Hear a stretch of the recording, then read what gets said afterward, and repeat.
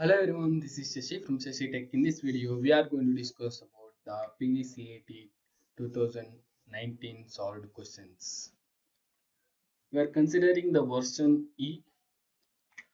Let us see the first question, that is the diagramming language suitable for object-oriented paradigm is data flow diagramming language, entity relationship language, object-oriented language, or unified modeling language. Let us see one by one. What is data flow diagramming language? It is called as a data flow diagram. It illustrates how the data flows through the system. Second one, ER diagram means ER model describe the integrated things. The one more is object oriented. It is a programming paradigm. The next one is unified modeling language, UML. In short term, it is called as a UML. UML is modeling language used for object oriented software design. Hence, the correct answer is D. Unified modeling language. Let us go to next question, that is couple of the good database design principles suggest that preservation and minimization of functional dependencies. This issue can be resolved by eliminating the transitive functional dependencies or eliminating all interrelationship between all the attributes or minimizing the candidate keys or none of these. Let us consider a student database like this. Here, consider an example. X determines Y. What is the meaning of it? I will ask. What is the percentage of name A? What you are going to tell? Are you going to tell the 76 or 91? Which one you are going to tell? You cannot tell like that only. No, you need to know the USN. So, if I ask, what is the percentage of the USN 4? What is the percentage of the student with USN 4? You will tell 91. Here, the percentage is depend on the USN and also name is dependent on the USN. This is called as a functional dependency. This is called as a functional dependency. Now we have come to know about the what is functional dependency. We need to know what is the transitive functional dependency. What is the transitive functional dependency? Consider an example like this. A, B and C. A, B and C are the three attributes where A determines B and B determines C. If and only if A determines C, C is a transitively dependent on A through B. Here C is transitively dependent on A through B. With the help of the B, C is dependent on A. This is called as a transitive dependency. Okay, let us go to option B, eliminating the all interrelationship between the all attributes. All attributes. The interrelationship may be one-to-one relationship or one-to-many relationship or many-to-many relationship. Then the next option is minimizing the candidate's key. What is candidate's key? A super key with a no redundant attribute is known as a candidate key. A super key with no redundant attribute is known as a candidate key. Option D, none of this. This issue can be solved by only eliminating the transitive functional dependencies. None of the remaining things. Hence, the correct answer is A. Let us go to next question. The next question is, the normalization is a way to implement good software engineering principle, good database design principles, or structured query language and the database schema.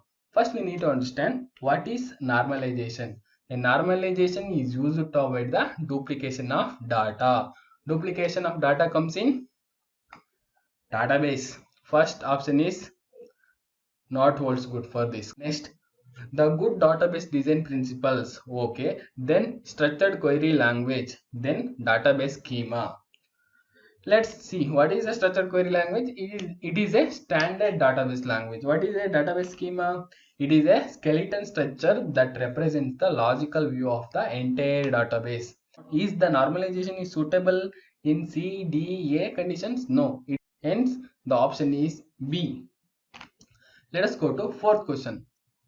That is, object-oriented paradigm is used in the analysis stage of software development life cycle to software development life cycle to structure the behavioral part of the business process, design the structural part of the computer memory, and design the object-oriented programming language, and design the structure of the database. Structure the behavior part. Object orientation is not going to structure the behavior part of the business process. Next, object-oriented paradigm is going to help in the designing structural part of the computer memory.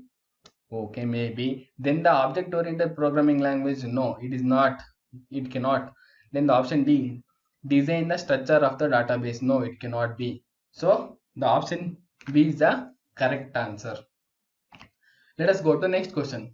The signature of the object method clause present in the class diagram contains all the differential attributes of the class used in the method, all the referential attributes of the class used in the method, all the definitional attributes of the related class, all the attributes of the related class. First, we need to understand what is the signature. Consider a diagram like this. Here, length is an attribute. Get length, set length is a operations. Here, length can be measured using the integers. So, it is represented in the int form. Get length also like that only. Set length also we are using integer. So, here we are including the signature. The next thing,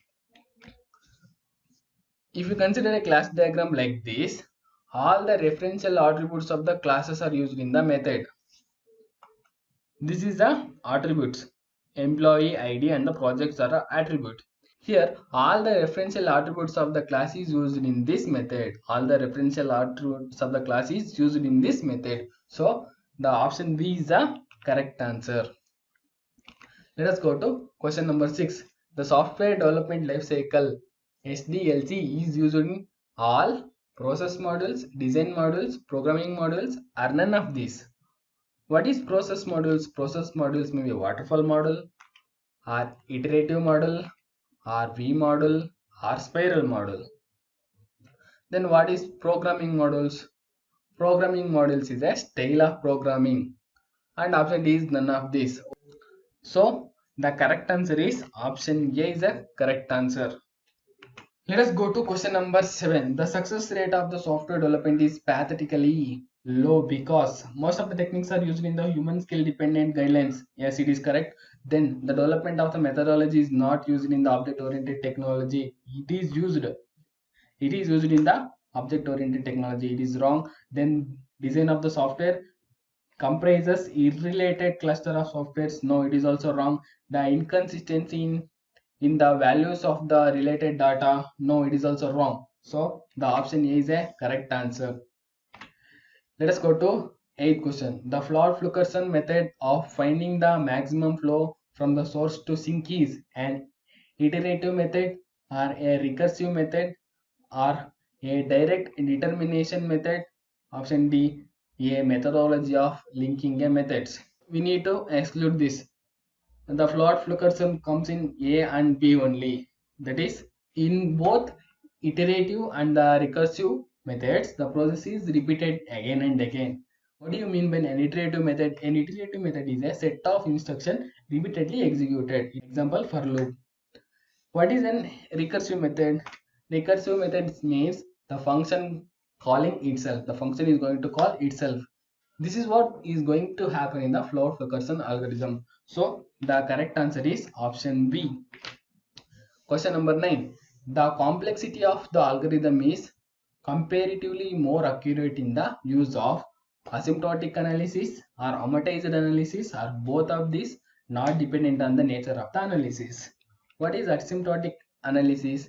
This gives the worst case analysis of each operation without taking the effect of one operation on the other. What is amortized analysis? Yielding an analysis in micro level, pin to pin point it is going to give. So the complexity of algorithm is comparatively more. We need more accurate. So the correct answer is B.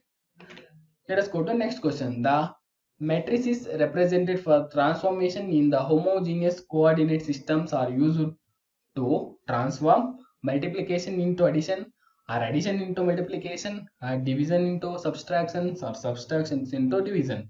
Option B is the correct answer. Option B is the correct answer. Thank you for watching my video. In the future video, I am going to explain still more remaining questions. Thank you.